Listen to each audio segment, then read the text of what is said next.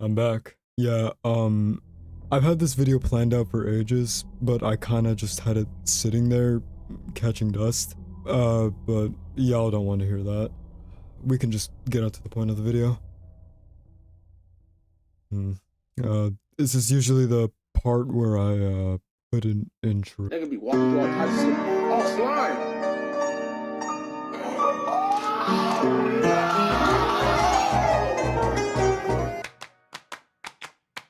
The skyscrapers causing vertigo. The countdown begins in Tokyo. 27 days alone means 20 million ways to cope without you. I'm in a reckless fever, a love-struck girl, I tease her. Thought I'd never be her. Quite the job you've done on me. This is Identity Fraud, a labyrinth horror game made in 2015. These games are part of a duology, so that means that there is a second one, but yeah, we don't talk about that one. But this game is pretty bare bones. It has your monsters and your mazes with a couple of puzzles in there. But that's what I like about it.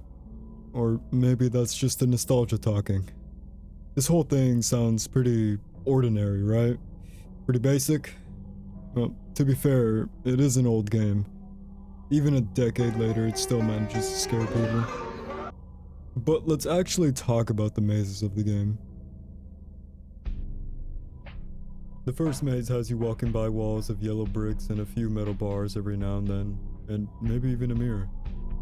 But before we start talking about the monsters, I should probably mention that Stan can and will follow the players throughout all the mazes, besides the finale. Yeah, Stan is kind of like in his own league right now. Other than that, two monsters can be found in this maze: Ralph and Fraud. Ralph is a character that has the appearance of a robot that will chase you down as soon as you're in its line of sight. And it's ever so slightly faster than you. But you'll be lucky if you find him, since he breaks pretty often. While Fraud, as the name implies, steals your identity and chases people down.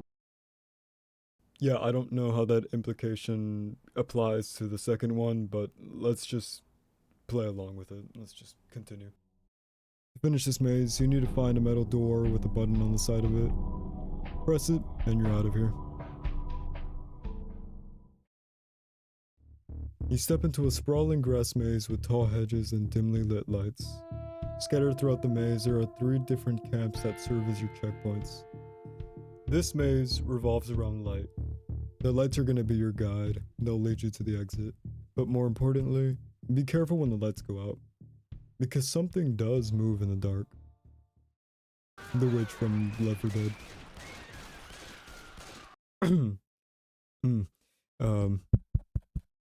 Is this thing on?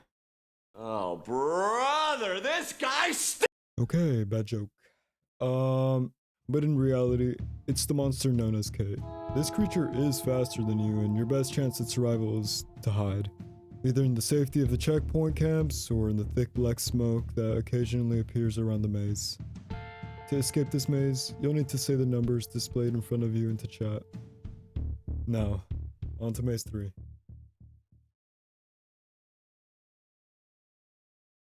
This maze takes place in a doctor's office. Probably a reference to the doctor that you were talking to in the beginning of the game. That's if anybody actually sat through the intro. But this maze has one monster, that being James. James is attracted to movement, so it's best to not move when he's around.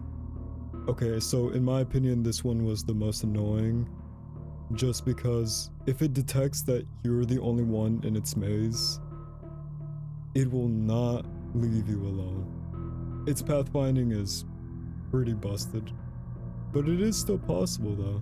But to get to said ending, you need to follow, or better yet, listen to the audible beeps. This is a code, a Morse code at that. Once this code is deciphered, the room will open. The last room is very simple. It's a huge hallway with a big door and a puzzle at the end of it. So obviously, with my awesome intelligence, I slowly took the numbers apart and I managed to solve the puzzle, and no, I just had someone else unlock it for me. Thank you, random person. But as soon as those doors open, there is one more monster. The last hurdle. If that isn't a cool ass name, I don't know what is.